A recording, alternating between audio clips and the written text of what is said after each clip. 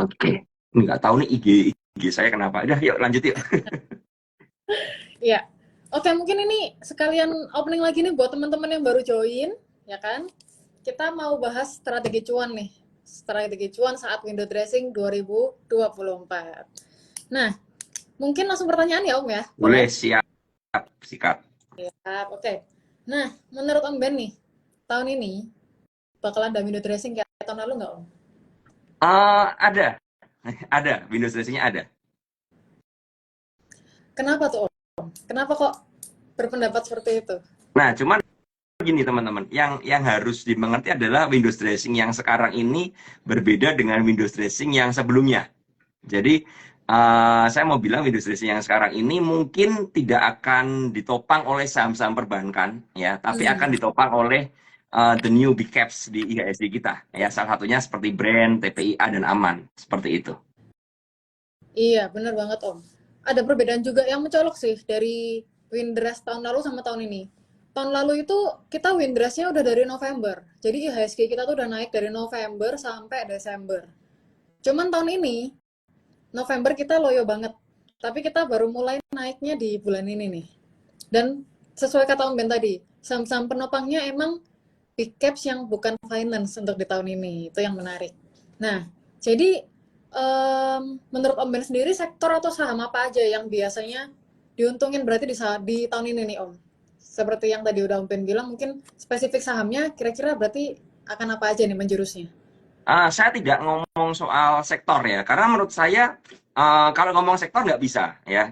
Contoh seperti ini, kita ngerti ya kalau ngomong sektor dengan bahasa yang lama ya itu kurang kurang kurang pas, karena sektor yang sekarang adalah sektor konglomerasi yang akan manggung di Windres Betul. sekarang. Kenapa? Iya, betul Om. Setuju. Iya kan? Jadi kita lihat seperti PTRO ya.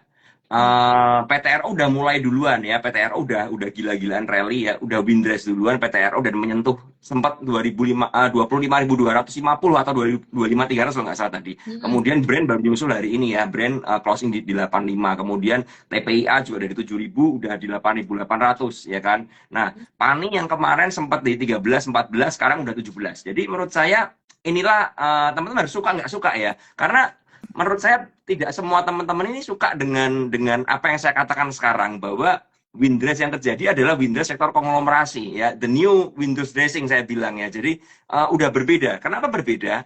Karena jelas banget ya, perbankan asingnya lagi ngambek sama perbankan ya, asingnya lagi jualan terus secara masif, dan itu membuat ya saham perbankan kita lihat hari ini pun nggak kemana-mana kan, seperti itu.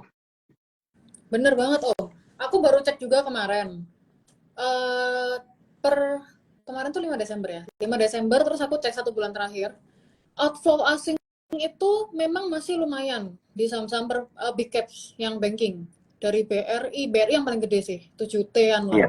Terus kayak BCA, BMRI, BBNI itu memang bener banyak asing tuh masih kayaknya masih belum menarik gitu deh.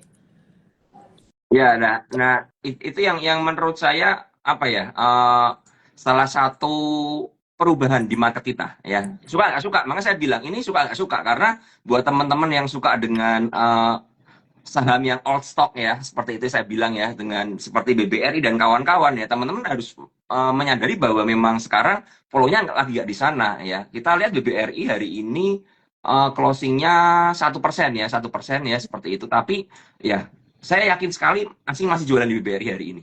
Seperti itu. Jadi menurut saya ya gitulah. Telkom juga hari ini loyo ya, Telkom, kemudian ada BBCA, lumayan juga BBCA ini yang masih bisa nopang ini ya, tapi BBCA juga ya hari ini minus 1% malahan. Nah, jadi ya harus disadari seperti itu. Iya. Berarti strategi apa nih yang Om Ben pakai di saat menghadapi Windrush seperti akhir tahun ini nih Om? Kalau ngomong strategi jelas, kita gini ya teman-teman ya. Seperti tadi ya, suka nggak suka. Kalau kita mengerti ya, flow-nya itu di saham-saham yang seperti tadi ya saya bilang sektor konglomerasi ya. Kalau mau porto kita growth ya kita harus lari ke sana. Itu mau nggak mau. Ya, itu suka nggak suka ya. Teman-teman harus menyadari itu. Dan yang mau saya katakan begini, market itu kan dinamis. Kalau kita ngerti marketnya dinamis ya, kita tidak boleh tidak dinamis ya. Kita nggak boleh kaku ya. Kita nggak boleh apa ya? against the market kan seperti itu kan. Kalau kita against the market yang terjadi apa? Yang terjadi ya kita bakal ketinggalan banyak hal ya menurut saya, ketinggalan banyak momentum yang ada di market seperti itu ya. Contoh yang paling jelas ya, kita akan ketinggalan yang namanya momentum industri racing ya. Kalau teman-teman contoh nih sekarang, teman-teman di porto kalian sekarang pegang perbankan ya. Saya yakin banget porto kalian nggak akan growth kemana-mana. Tapi coba kalian pegang brand, pegang Pani ya, itu pasti jelas beda beda sekali ceritanya. Makanya strateginya adalah just follow the money aja. Inflow-nya kemana ya, big player-nya di mana ya, uang ada di mana, kita ke sana.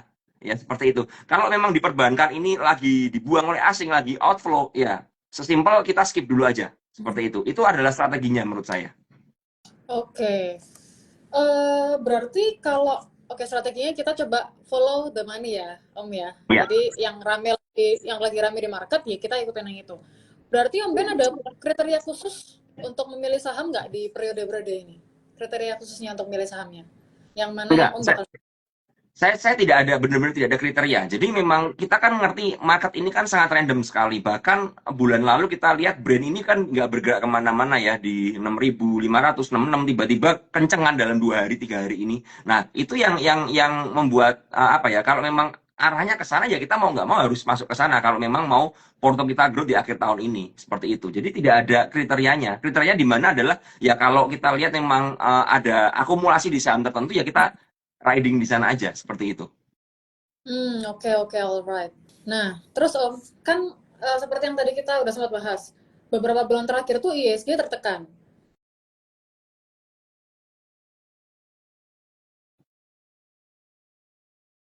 Di momen akhir tahun ini kan Desember ini, kalau aku tadi lihat, di bulan ini tuh naiknya ISG sudah di 3%-an. Dari awal Desember sampai hari ini, itu udah 3%. Ya, Nah, betul. apakah menurut Om Ben, ini tuh menjadi momen comeback-nya investor untuk mulai masuk ke blue chip lagi? Atau kayaknya sinyalnya masih negatif? Ini mungkin pembahasannya khususnya mungkin ke sektor finance sih, lebih ke situ. Kalau kita ngomong sektor finance menurut saya belum ada akumulasi ya, terutama di BBRI ya. Di BBRI ini yang menurut saya paling parah ya. Jadi BBRI ini memang paling paling parah banget ya untuk akumulasinya paling nggak ada. Nah, karena itu menurut saya mau nggak mau kalau apakah kita udah harus masuk di sektor finance? Menurut saya belum. Ya, menurut saya belum. Karena kalau kalau saya pribadi saya bukan tipe investor yang tiap merah ya harganya murah kita beli enggak. Saya bukan tipe seperti itu, tapi saya lebih melihat ke arah inflow-nya aja. Kalau memang perbankan ini masih belum bagus ya saya tidak akan melirik perbankan. Tapi kalau nanti ke depannya itu udah mulai bagus lagi, udah mulai dilirik asing lagi ya saya akan masuk ke sana. Mungkin saya akan lebih terlambat daripada teman-teman yang mungkin berani berspekulasi di bawah, tapi dengan cara seperti itu saya lebih aman porto saya ya, lebih nggak khawatir karena kalau saya pribadi kita lihat IHSG-nya mau rebound sekencang ini pun, tapi saham-saham finance ya, terutama sektor finance nggak terlalu bagus-bagus banget ya. Kalau teman-teman suka sektor finance, menurut saya yang paling oke cuman BRIS ya, yang paling oke cuman BRIS ya seperti itu, dan ya paling BBCA lah ya. Yang lain ya masih menurut saya masih kurang lah ya, masih kurang oke seperti itu. Oke, siap. Nah, ini Om, sebentar ya. Jadi ada satu pertanyaan nih Om, yang tiba-tiba kebaca sama aku. Nih nanyanya ke Om Ben nih. Retail kecil nggak bisa menang lawan bandar, kata Pak Prabowo. Gimana tanggapannya Om Ben? Itu saya sangat setuju. Kita retail nggak mungkin menang lawan bandar. Karena itu jangan melawan bandar. Sesimpel itu aja. Tadi saya bilang makanya, jangan melawan yang namanya outflow. Kalau ada outflow ya, jangan lawan. Udah biarin aja. Ketika market maunya bergerak di sektor konglomerasi ya, inflow-nya di arah sana, ya kita ke arah sana aja. Ya, jadi karena kita itu kan ya retail kecil ya, jadi kita di lautan yang sangat luas, kita tuh hanya ikan teri kan seperti itu kan. Kalau kita pingin mau dapat profit di market ya kita harus mengikuti arah dari arus bergerak kemana ya, arusnya kemana, ikan besar kemana, kita ke sana ya, sesimpel itu aja. Jadi kalau teman-teman melihat bahwa memang perbankan masih begini ya jangan masuk ya sekali lagi. Dan yang dikatakan Pak Prabowo kalau rakyat kecil nggak akan bisa menang lawan bandar ya saya kan sangat setuju seperti itu kan, karena memang nggak mungkin menang kita seperti itu. Iya, oke. Nah, oleh karena itu nih, Sobat Philip semuanya, sama mungkin followersnya Om Ben juga ya, biar kita semua tuh nggak salah langkah dalam mengambil keputusan investasi, Yuk kita cari tahu lebih dalam tentang peluang investasi berbagai sektor di tahun 2025 dari pakar ekonomi Indonesia secara lengkap di acara Market Outlook kita tahun ini 2025 pada hari Sabtu 7 Desember, which is besok, teman-teman, dari jam 9.30 sampai selesai. Narasumbernya siapa aja sih? Nih, coba aku bacain ya narasumbernya. Yang pertama adalah Prof. Bambang Permadi Sumantri Brojonegoro, Menteri Keuangan Indonesia ke-29 dan Penasihat Khusus Presiden Bidang Ekonomi dan Pembangunan Nasional. Yang kedua ada Pak Ferdi Ikwan, Head of Research Division Indonesia Stock Exchange. Dan yang ketiga ada Mr. Paul Chu dari Head of Research Phillip Capital Singapore. Nah, jadi jangan lupa teman-teman semua daftar melalui link di bio-nya Talk to Philip untuk kita bisa mendapatkan pandangan yang lebih luas nih untuk persiapan menghadapi perubahan ekonomi di tahun 2025. Oke? Nah, Om Ben, kita lanjut lagi ya ke pertanyaannya. Apakah window dressing tahun ini menurut Om Ben adalah peluang yang besar atau malah sebaliknya lebih baik dihindarin dulu deh yang tahun ini? Kalau ngomong dihindarin ya enggak juga ya, karena apa ya, kalau teman-teman bisa membaca arah marketnya kemana, ini potensi cuannya gede sekali kita kan. Jadi contoh ya, ini barusan saya baca chatting dari teman saya ini, dia bilang kesel katanya. Kenapa kesel? Karena saya kemarin iseng beli brand hanya 30 lot ya, sekarang udah cuma 14%. Cuma beli 30 lot katanya. Nah, jadi itu membuktikan bahwa tidak perlu dihindarin ya. Menurut saya Windows dressing nggak perlu dihindarin, tapi kita yang tadi saya bilang kita harus ngikutin arahnya aja ya. Arahnya ke sektor konglomerasi ya udah ke sana aja. Sekali lagi seperti itu ya. Ingat saya bukan pom-pom ya dalam arti dan lain sebagainya. Caranya bisa apa disclaimer on untuk analisa lagi seperti brand dan lain sebagainya. Cuma kalau kita melihat dari inflow dari kemarin ya sampai dengan kemarin, saya nggak ngerti hari ini seperti apa, dari broker summary-nya belum muncul kan, tapi dari kemarin pun itu bagus semua ya, termasuk Pani dan lain sebagainya itu bagus semua. Itu tidak ada yang menurut saya outflow yang perlu dikhawatirkan atau distribusi itu nggak ada ya kan. Makanya itu hanya menunggu waktu aja kan, seperti itu. Contoh lagi begini, saya dari 2 bulan lalu kalau nggak saya udah ngomong soal PTRO. PTRO ini akunnya masif ya, broker DP ini beli terus ya, beli terus. Tapi pertanyaannya satu, saya nggak ngerti kapan jalannya. Nah ternyata jalannya kan sekarang ya, jalannya setelah 2 bulan. Saya pun ada nyimpen dari 17 ribuan ya, udah nyimpen lama, udah diobok-obok dan lain sebagainya. Tapi saya percaya dengan analisa saya ya, sampai sekarang udah profit 40% lebih ya, 40-45% kan, seperti itu. Nah itu makanya saya bilang kita nggak perlu menghindarin ya. Sesimpel begini, kalau kalian nggak bisa trading di saham-saham atau nggak suka di saham-saham yang baru seperti itu, kalian hanya suka dengan blue chip yang lama ya, ya mungkin kalau sekarang menurut saya kalian jangan entry di blue chip dulu. Karena apa? Kalau entry sekarang menurut saya ya porto kalian nggak akan kemana-mana, bahkan ada potensi koreksi lagi nanti kan, begitu kan.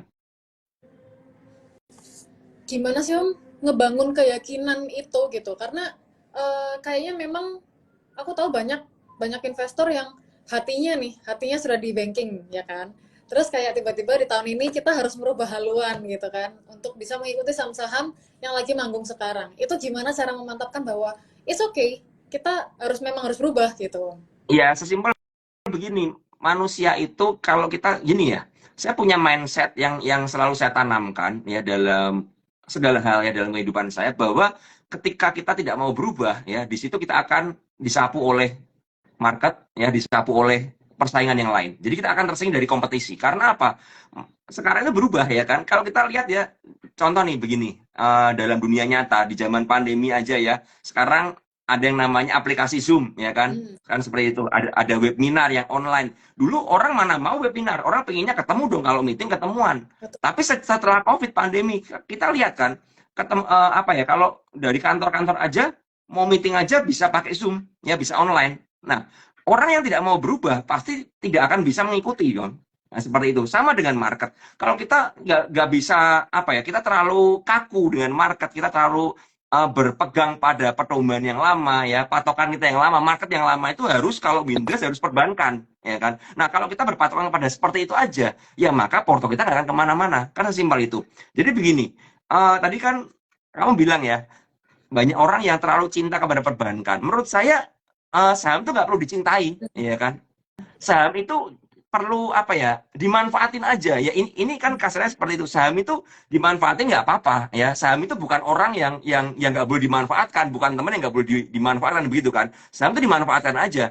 Mungkin di tahun ini ya saham brand dan kawan-kawan itu menghasilkan profit, tapi belum tentu tahun depan akan menghasilkan profit kan. Bisa aja ya brand tahun depan bisa koreksi misalnya seperti itu Betul. ya. Contoh di tahun lalu banking masih berjaya, sekarang banking koreksi karena asingnya jualan terus. Nah, sama, nggak perlu terlalu fanatik dengan sebuah saham, karena fanatik dengan sebuah saham tidak akan membuat porto kita bertumbuh ketika kita itu against the market, ya. Seperti itu. Jadi menurut saya yang perlu dicintai adalah porto kita, ya. Yang perlu diselamatkan adalah porto kita. Kalau kita mau duit kita bertambah di dalam market di IHSG sekarang, ya nggak ada lain, nggak ada bukan, ya kita harus ngikutin market yang baru ini, seperti itu. Oke, betul banget sih Om. Memang kita tidak boleh mencintai saham ya Om. Yang boleh dicintai adalah cuannya ya kan. Iya, Karena kita di market cari cuan. iya, Oke. Eh, betul. Ini ada yang bilang ini hostnya boleh dicintain nggak katanya? aduh, pertanyaan berat ya. Iya, Dijawabnya bener. hari ini nih. Oke, oke. Nah, ini pertanyaannya udah banyak banget Om. Aku coba tanyain ya Om ya. Nggak Maksudnya apa-apa. aku coba cari pertanyaan-pertanyaan Iya, dari boleh, teman-teman. boleh, boleh. Oke, oke. Sebentar. Oh, ini ada ini Om, ada saran harus jadi playboy di market gitu katanya. Iya sih, sebenarnya kan seperti itu. Harus gonta-ganti saham tuh nggak apa-apa, tapi jangan gonta-ganti pasangan, kan begitu Oh, kan. betul. Gonta-ganti saham nggak apa-apa, iya kan. Siap. Mau Atau tiap 5 menit ganti nggak apa-apa, ya kan. Seperti itu. betul, betul. Ini ada yang nanya banyak sekali saham yang kena FCA, terutama yang harganya di atas 50. Yang terutama yang harga di bawah 50 mulai naik. Apakah saham-saham FCA bisa keluar dari harga 50? Oh, ini ya, Iya, saya jawab dulu aja. boleh, boleh. Itu bisa, ya, bisa. Contohnya begini, yang terbaru adalah saham FUTR ya. Hari ini kesuspend lagi kan. FUTR itu kan udah 2 bulan di atas harga 50 ya. Dan itu dari harga 10 bergerak sampai harga 90-an, 70-an seperti itu, dan sideways di 70 80 tiba-tiba buka FCA kan. Kan seperti itu. Nah, karena aturannya adalah kan gini teman-teman, kalian bisa lihat aja kalau sebuah saham itu kena tato X ya, kode X, pemantauan khusus itu dilihat pemantauan khususnya itu alasannya apa, reasonnya apa, ya kan?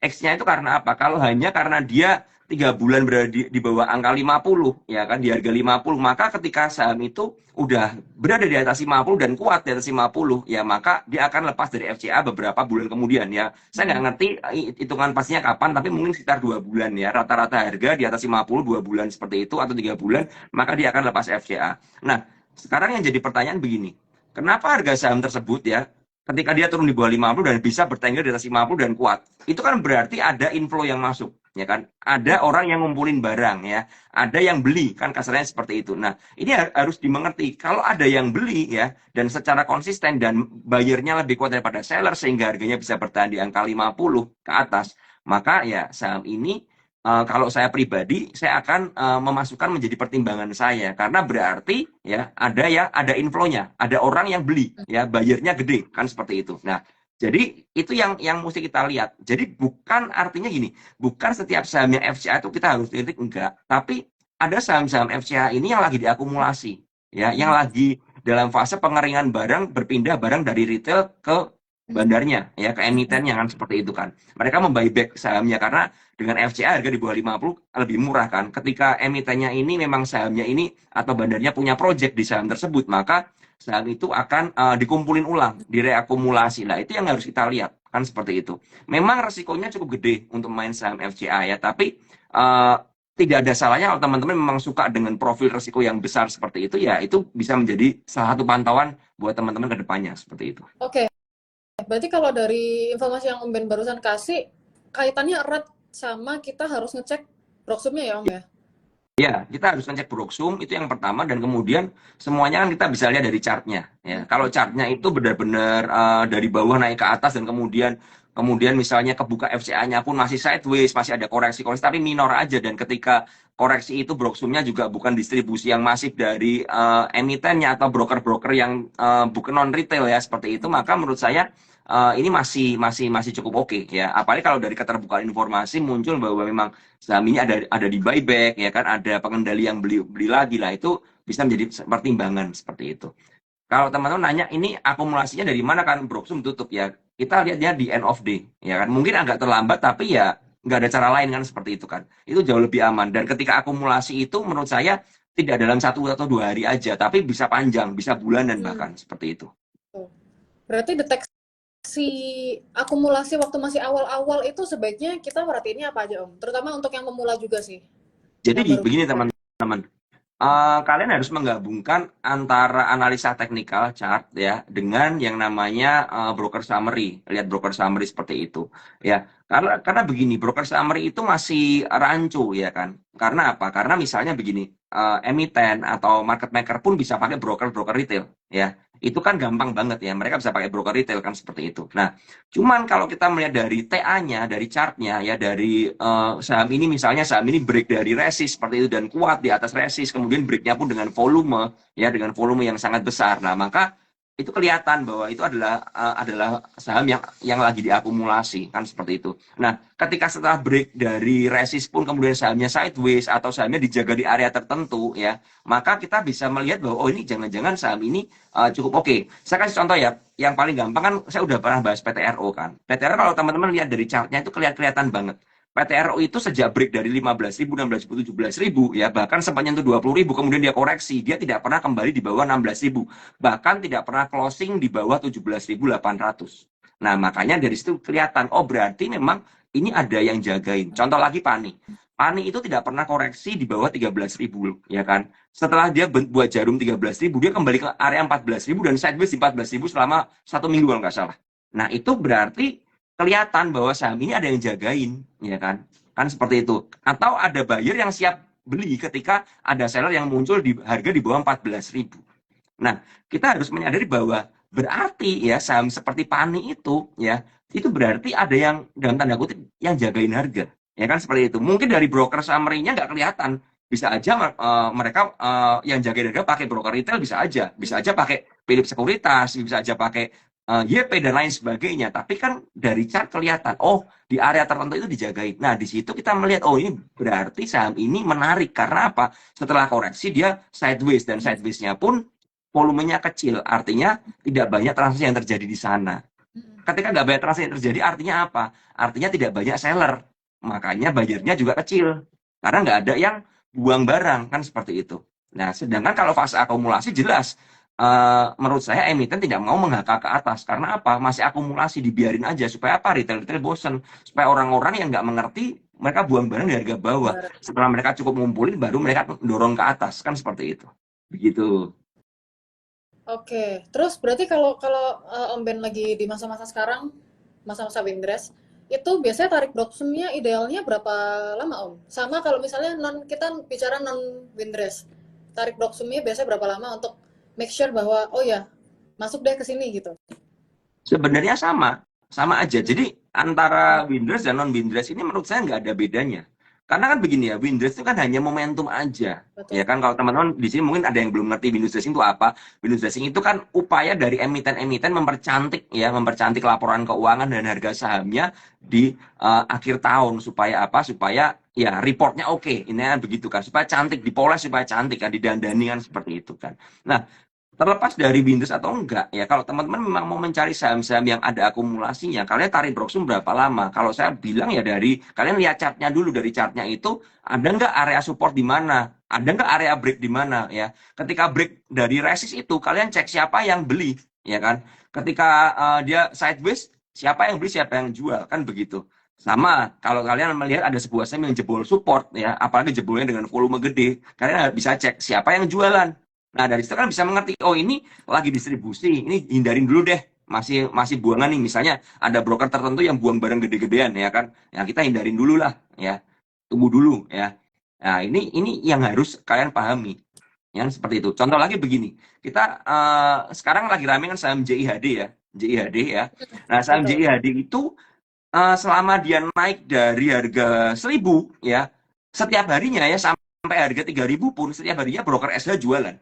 ya. Bahkan jualannya gede, semakin lama semakin gede. Tapi ada aja yang berani nampungin barang. Nah, itu menurut saya sedikit mengkhawatirkan karena berarti ini adalah dinaikkan harga ya di markup tapi distribusi ya, markup with distribution itu adalah sesuatu yang sangat berbahaya sekali karena buat teman-teman yang nggak ngerti, teman-teman akan berpikir wah ini sahamnya bagus nih, tapi ternyata ketika dinaikkan create volume ya, banyak yang buang barang.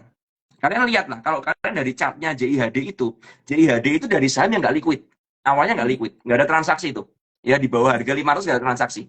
Tapi sekarang per hari transaksinya minimal 60 miliar. Bahkan sempat menyentuh 120 miliar lebih itu. Itu kan gila banget. Dan broker SH itu kalau ditarik dari harga 1000 sampai sekarang itu jualannya sekitar 65 miliar. Ya bisa jualan 65 miliar kan seperti itu kan.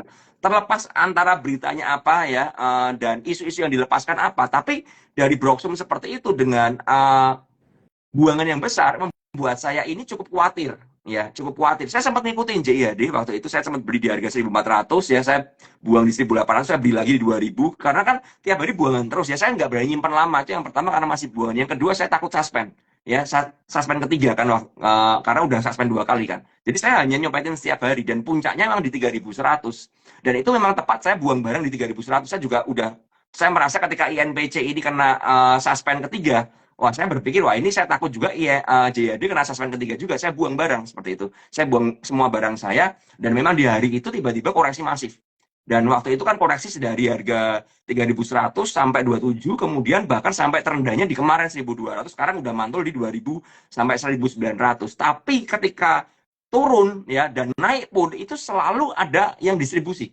Ya, itu yang membuat saham ini menurut saya agak sedikit berbahaya untuk disimpan lama. Ya, nah dari situ kita bisa menyimpulkan, oh ini memang masih ada buangan. Nah, setiap harinya kita lihat, contoh nih hari ini JIHD sempat dari harga 1.800 naik ke atas sedikit, kemudian dibanting sampai 1.500-an, kemudian closing di 1.900. Nah, kita lihat hari ini siapa bayar, siapa sellernya. Ya kan begitu. Kalau hari ini memang broker BQ, SH, dan kawan-kawan udah nggak ada jualan, bahkan yang berjualan malah retail, dan kemudian broker-broker yang BQ dan kawan-kawan itu sudah pindah ke buyer. Nah, itu baru menarik. Tapi kalau enggak, menurut saya ya JIHD ini masih proses distribusi aja. Cuman memang dinaikkan turunkan ya, dibuat volatile. Tujuannya apa? Teman-teman tertarik, ya kan? Kalau lihat kan gemes nih, wah ini sahamnya naik terus nih. Akhirnya apa? Kalau nggak ngerti, kalian akan FOMO. Nah, ketika kalian akan FOMO itu di suatu titik ya saham itu akan benar-benar distribusi dan koreksi dan selesai, kan begitu. Itu yang harus diperhatikan. Oke, jadi ibaratnya kita nebeng bandar ya Om ya? Iya, kita Mereka nebeng bandar. nebeng bandar. Nah, ada yang nanya juga nih Om. Om Ben kalau misahin brokernya tuh gimana Om? Misalnya kalau brokernya ini masuk berarti pertanda yang kurang atau gimana gitu Om? Enggak. Atau broker ini keluar? Jadi gini, kita melihat dalam studi kasus JIHD ya, kita bisa melihat bahwa JIHD itu kalau kalian tarik ke belakang, SH selalu jualan. Bahkan di FCA pun tiap kali SH jualan, cuman jualannya sopan. Ya, jualannya sopan sehingga harganya tetap bisa arah ya, tapi distribusi terus tuh. Ya, jualan. Nah, itu kita lihat, oh, ini berarti SH kan konsisten jualan nih. Nah, kalau dia terus-menerus jualan berarti ini fase distribusi. Sedangkan bayarnya adalah broker-broker retail. Ya kan, XL, YP, PD kan seperti itu kan. Tapi selnya SH dan jualannya pun gede. Nah, sekarang pertanyaan saya, ketika sebuah saham nggak liquid, dia bisa buang 65 miliar, itu barang dari mana? Kan begitu kan. Itu antara barang emiten, atau barang pengendali, atau barang yang udah lama, investor lama. Nah, di situ kita bisa melihat, nah ini berarti fase distribusi. Karena apa? Bayarnya banyak, brokernya, tapi sellernya tunggal. Nah, itu salah satu contohnya melihat ya. Melihat. Dan memang saya bisa bilang saham JIHD ini market makernya jago banget. Karena apa? Kalau dia buangnya tidak secantik ini dan tidak dinaikkan turunkan, itu nggak mungkin mancing orang untuk beli. Bahkan saya ngerti ada beberapa teman yang nyangkut di harga 2.800 ke atas. Ya kan? Sampai sekarang ya nggak tahu nasibnya gimana. Tapi at least kalau begitu dan ketika dia turun di 1.200 dan dia dikembalikan ke 1.500, menurut saya itu sangat jago banget ya. Jago banget karena membuat orang akan sangat tertarik dengan saham ini. Ya. Ketika polanya adalah naik turun, oh ini saham ini tenanglah beli saham JIHD nanti pasti akan naik lagi kok. Nah ini adalah mindset yang mungkin ditanamkan oleh market makernya di kalangan para retail supaya apa? Supaya kalau nyangkut JIHD udah nggak usah cut loss lah, nanti juga naik lagi kok. Nah hati-hati kalau memang masih distribusi terus, suatu ketika saham ini akan benar-benar nggak pernah naik lagi. Ya, ini yang harus diwaspadai buat teman-teman di sini. Karena apa? Kalian akan terbiasa dengan pola seperti itu. Oh, jangan khawatir lah, nanti juga naik kok. Buktinya apa? Buktinya JHD dari 1.200 udah balik ke 2.000 lagi. Ya, saya nyangkut di harga 2.200 misal nih. Juga mau BEP, udahlah biarin, nggak usah di cut loss. Nah, kita kan nggak pernah nanti ke depannya bagaimana. Ini contoh aja ya teman-teman. Tapi ini adalah mindset yang harus kalian pahami ya, seperti itu. Oke, berarti sebaiknya nih Om, dengan strategi yang dari tadi udah disampaikan Om Ben nih, untuk saham-saham yang memang lagi rame di market, sebaiknya kita eh, mengekip saham itu tuh berapa lama? Saya ya ini kembali, saya tidak pernah ada patokan keep saham berapa lama ya. Kecuali kalian udah meriset secara fundamental ya, secara proyeksi dan lain sebagainya ya. Kalian percaya dengan saham ini akan misalnya akan valuasinya akan kesekian ya, harganya akan kesekian. Kalian mau keep gak ada masalah. Karena kalian udah meriset ya kan. Tapi kalau kalian hanya ikutan arus yang saham yang sedang rame, ya udah nikmati aja ketika saham itu sedang rame. Nanti kalau udah sahamnya udah sepi atau mulai distribusi gede-gedean, ya udah kita hindarin aja, kita buang saham itu aja ya. Atau kalian bisa lihat dari TA-nya, TA-nya udah patah tren atau belum ya, udah bikin lower low atau belum dari chartnya, kan seperti itu ya. Jadi ada perbedaan mindset antara investor dan trader, kan seperti itu kan. Investor yang benar itu berarti dia harusnya dia udah meriset semuanya. Ketika dia memutuskan untuk membeli sebuah saham, dia percaya dengan masa depan perusahaannya. Oh, sahamnya saya mau beli karena apa? Saya percaya kedepannya masih akan berkembang. Sekarang ini masih murah nih, kasarnya seperti itu. Nah, itu gak ada masalah. Kalian mau buy and hold, mau keep, gak apa-apa. Selama kalian udah ngerti dan kalian percaya dengan perusahaan tersebut. Tapi kalau kalian hanya ikut-ikutan orang ya, hanya ikutan yang sedang rame ya kan. Oh, hari ini rame saham ini nih. Oh, ini katanya bagus nih. Oh, ini katanya ada proyeksi dan lain sebagainya. Kan hanya ikut karena katanya, itu berbahaya sekali ya. Itu kalau dari saya. Iya, oke, oke. Em, ini ada dari tadi saya ngeliatin komen Om, banyak yang nulis saham kayak DAS, AADI. Gimana menurut Om Ben nih? Kalau ngomong AADI, ya udah AADI itu kan lagi superstar baru di market kita Betul, ya. Ya betul itu banget. beli juga nggak akan bisa ya. Kalau kalian beli di market juga nggak akan bisa. Kalau kalau sampai bisa itu malah mengkhawatirkan, berarti ada guyuran kan dari harga arahnya, kan seperti itu kan. Nah itu yang membuat saya ya udah AADI biarin aja. Kalau kalian punya di harga IPO ya udah simpan aja, kan begitu kan. Kalau kalian dapat PUPS ya nebus aja, kan begitu untuk AADI. Kalau untuk DAS, ya DAS ini saya pribadi merasa saya udah bersih das dari kemarin ya, karena saya udah nyimpen. Kemudian kemarin juga buangannya gede, distribusinya gede banget seperti itu kan. Nah saya udah buang. Saya memang rencana hari ini sebenarnya saya nada di dekat-dekat 4.000, cuma nggak dikasih kan, nggak dikasih ke sana, udah terlanjur rebound. Dan saya sempat ya scalpingan aja di das, dan saya jujur aja saya kok jadi ini saya cara mainnya das kok mirip JIHD sekarang ya. Itu yang membuat saya agak sedikit kurang suka aja, karena sebelum kena FCA das itu cukup bagus, cara cara cara main maker-makernya cukup bagus. Tapi sekarang kok sepertinya ini kayak apa ya, kayak dibikin rame, naik turun naik turun naik turun, mancing orang untuk FOMO, nanti diguyur berapa papan ya kan. Dan kalian lihat dari chart intraday-nya, volatilitasnya pun kenceng banget ya, bisa turun 10 tick ya kan, nanti dari harga 47 turun ke 45 ya kan, nanti balik ke 46 ya, terus turun lagi 45, naik lagi 47. Nah itu yang membuat saya, wah ini kok terlalu volatile dan bid offer-nya terlalu tipis ya. Jadi ya saya hari ini cuma scalpingan aja sih. Kalau saya belum lihat brosurnya hari ini, saya belum bisa lihat ini mereka lagi mau ngapain seperti itu. Berarti Om Ben pun terbuka ya Om ya sama saham-saham IPO gitu ya? Oh ya, sangat terbuka dong. Sangat Jadi terbuka. saya saya sangat terbuka dengan semua saham, karena buat saya semua saham kalau kita bisa analisa itu adalah bisa jadikan potensi cuan, kan seperti itu. Oke, berarti untuk Windrest kali ini strategi kita adalah kita fokus ke saham-saham yang memiliki pergerakan yang menarik ya Om ya, secara bandarnya gitu. Yes, betul. Oke, mungkin untuk beberapa hari ke depan, apakah saham-saham yang akan Om Ben perhatikan mungkin masih saham-saham yang ini ya Om ya? Karena kan kalau lihat tahun ini tuh bulan ini, beberapa waktu terakhir yang rame emang saham-sahamnya Pak PP, PANI, PTRO, terus kayak Second Cap, ada DSNG, CSRA, Grup Sawit gitu ya Om ya? Iya, iya, iya. Ya, saya memang kalau ngomong sama saya, nanya sama saya ya, saya masih untuk minggu depan masih akan liatin brand dan kawan-kawan ya. Karena kan kita lihat brand hari ini juga close-nya 85 ya, closing di harga tertinggi dengan volume yang gede dan break dari resistnya di 7925 kan.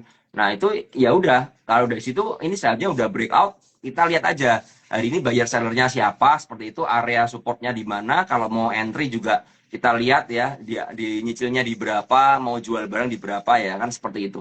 Jadi menurut saya justru begini ya teman-teman ya, market sekarang ini buat sebagian orang membosankan karena apa, saham yang bergerak itu aja. Selama teman-teman nggak punya sahamnya akan kesel ya. Kalau teman-teman pegang perbankan nggak pegang sahamnya Pak Pepe dan saham Pani, sekarang akan kesel karena apa, yang naik cuma itu aja. Tapi kalau kalian memang ngikutin ya, kalian akan lebih gampang. Karena apa? Ya yang gerak itu aja. Inflonya di saham itu aja. Contoh beberapa saat yang lalu yang inflow ada di sahamnya Bakri ya kan, grupnya Bakri, BRMS, Bumi Dewa ya kan.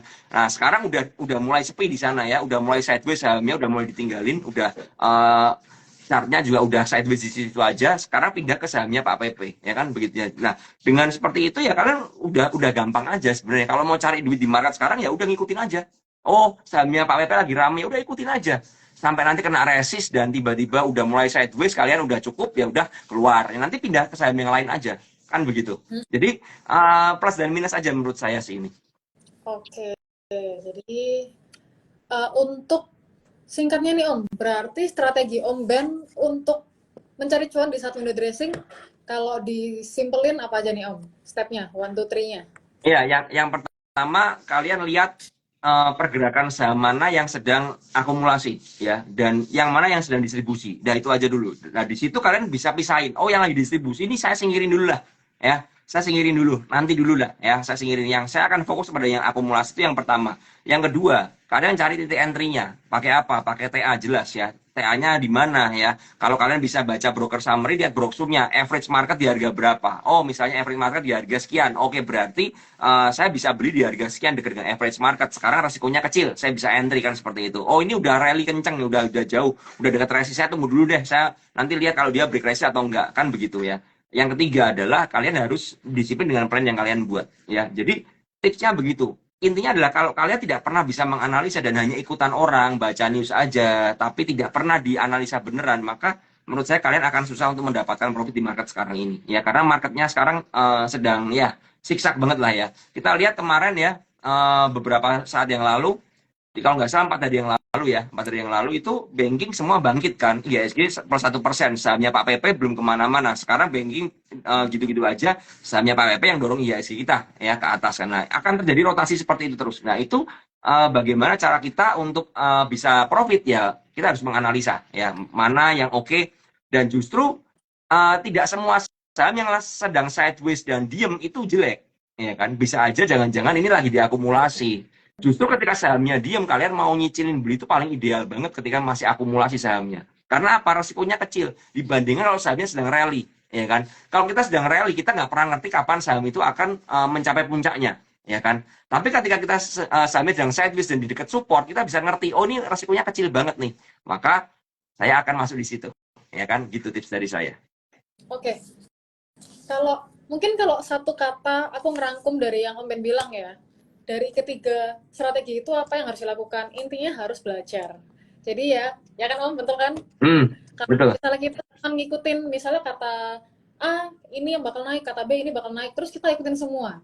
Terus ya udah, akhirnya kalau boncos ya wassalam gitu kan. Tapi kita kalau misalnya kita kayak tadi kata Om Ben, kita bisa ngelihat nih tadi step pertama, saham yang lagi akum sama distribusi itu udah jelas. Kalau yang distribusi kita tinggalin, kita mulai masuk ke yang akum. Terus yang kedua, kita mulai mempelajari harga di mana average bandar-bandar ini atau orang-orang ya, kebanyakan investor itu masuk. Jadi kita bisa tahu kita kapan innya atau kita sudah bolehin kapan gitu perkiraannya. Terus yang ketiga, disiplin plan. Nah ini yang memang perlu waktu, karena ya namanya cut loss itu memang sakit gitu kan, sakitnya di sini banget gitu kan. Cuman memang kalau nggak disiplin itu akan lebih parah lagi gitu kan. Nah Om Ben, mungkin boleh di-share pengalamannya buat ini buat mengontrol ini semua gitu, perjalanan Om Ben singkat aja gitu ya, dari pembelajaran dari awal yang pernah loss dan akhirnya sampai sekarang bisa yakin dengan setiap analisa dari Om Ben sendiri gitu. Ya nggak ada cara untuk bisa konsisten kecuali kita harus latihan, ya kan? Pelatihan apa ya, dari pengalaman. Jadi begini, saya hari ini tadi ada tulis story kan. Saya mulai jam setengah 4 tadi udah away from computer lah karena saya udah ngeri ya karena jari saya udah nggak bisa tahan lagi untuk ngeklik terus ya kan. Terakhir saya sempat udah cuan di Pani ya, saya coba scalping lagi dibanting dibanting. Wah ini jadi overall masih cuan, cuman kan ngurangin profit yang udah ada kan untuk di akun scalpingan saya. Jadi saya bedakan akun untuk invest atau swing dengan akun scalping kan seperti itu. Nah di situ saya mulai menyadari wah ini market udah nggak bener nih. Kalau market udah nggak bener begini kayaknya saya harus jauh-jauh dari OLT nih, jauh-jauh dari liatin running trade dan lain sebagainya, karena ya akan ada kecenderungan ketika kita udah bisa menikmati profit di awal, kita menjadi pede kan.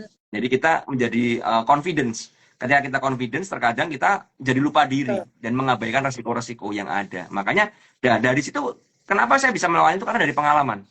Ya, saya udah pernah dulu sempat profit banyak, tiba-tiba saya overtrade begitu ya, dan akhirnya malah jadi loss. Dan itu kan nyesek banget ya. Artinya apa? Artinya kita udah seharian menghabiskan waktu untuk apa ya?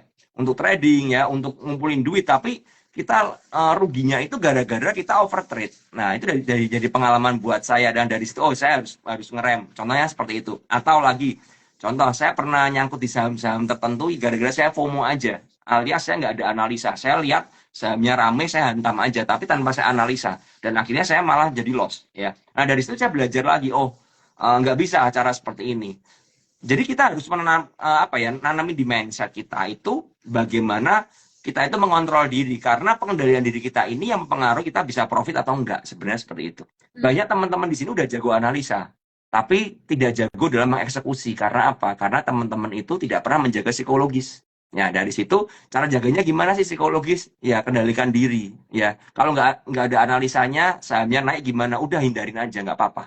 Dan saya coba belajar untuk legowo seperti itu ya. Ada saham naik saya nggak punya, gara-gara ya saya nggak bisa analisanya, atau memang saya skip ya, kelewat ya sudah. Saya akan mencari saham lain. Intinya kan satu, intinya kita trading ini untuk meningkatkan portofolio kita, untuk memperbesar aset kita, bukan untuk pamer di medsos kan seperti itu kan. Nah itu yang harus kalian pahami ya kan. Kalau saya pribadi pun selalu bilang dalam diri saya, nggak apa-apa saya nggak dapat saham-saham yang lagi hype di market, nggak apa-apa ya kan. Kalau jadi begini, ini satu studi kasus contoh yang kemarin ya. Kemarin itu saya memutuskan akhirnya saya nggak beli AAD di IPO. Kenapa saya nggak beli AAD? Karena saya jujur aja saya all in di saham DAS ketika FCA. Ya karena saya udah menganalisa semuanya, udah ini oke sahamnya. Akhirnya saya memutuskan, udah saya masukin ke saham DAS semua. Karena begini, ini sekali lagi disclaimer, ini pertimbangan pribadi saya. Contoh begini, ketika saya misalnya punya uang 1 miliar, 1 miliar saya belikan AAD di IPO, ya kan? Saya cuma dapat 1%, ya. 1 miliar 1%-nya berapa? 10 juta berarti kan. Saya cuma dapat 10 juta, AAD arah 2 kali. Berarti arah anggap aja ya biar gampang 20 kali 2. Berarti 10 juta saya jadi 4 juta. Saya uang 1 M, saya masukkan ke DAS.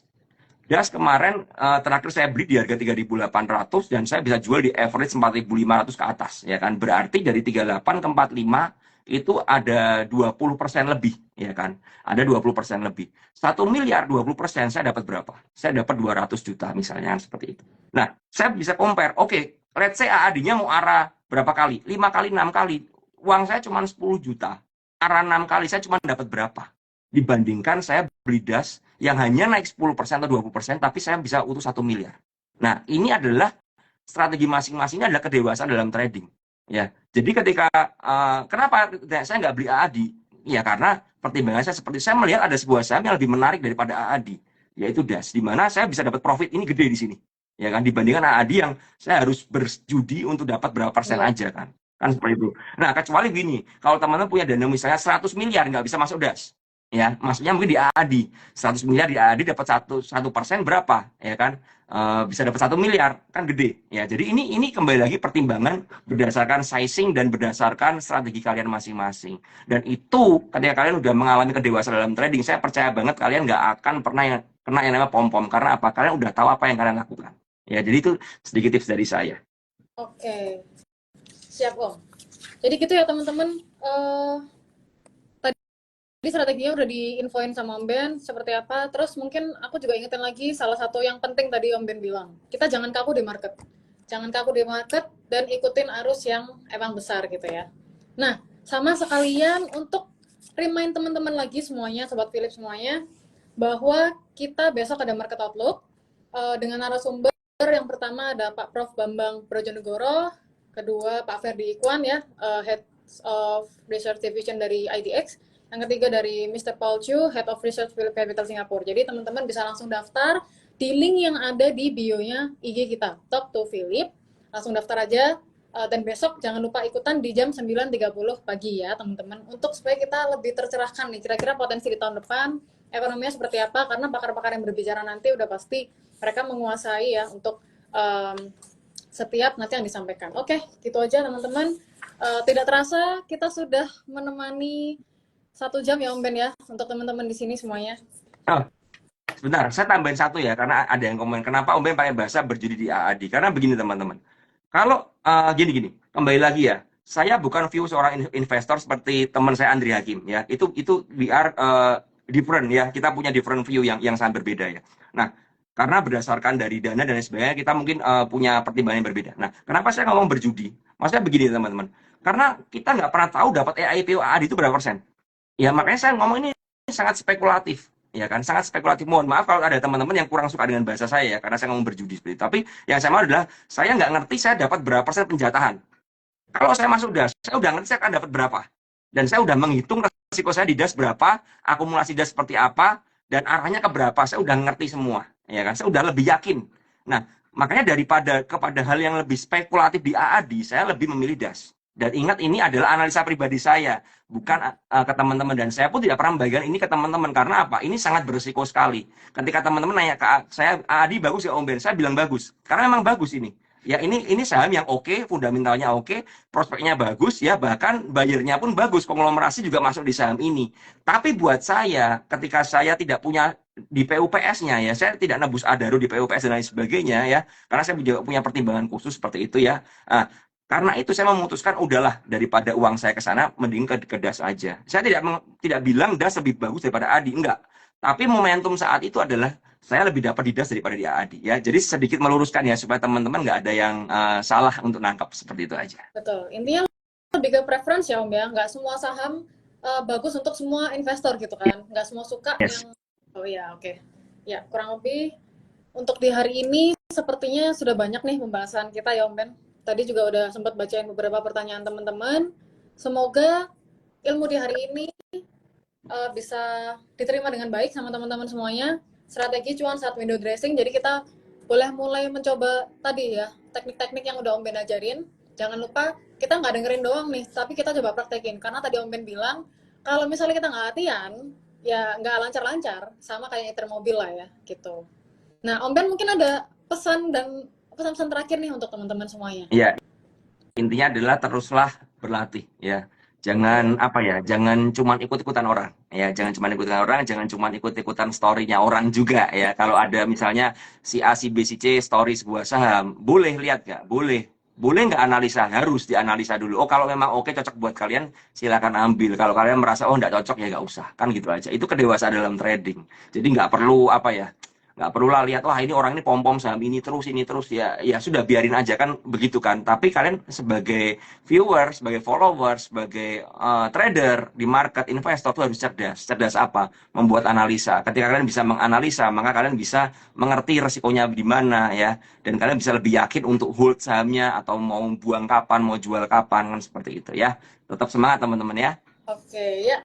Tetap semangat semuanya.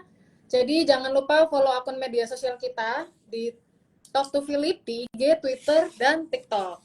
See you on next IG Live ya teman-teman. Talk to us, talk to Philip. Bye-bye semuanya. Terima kasih Om Ben. Ya. Terima kasih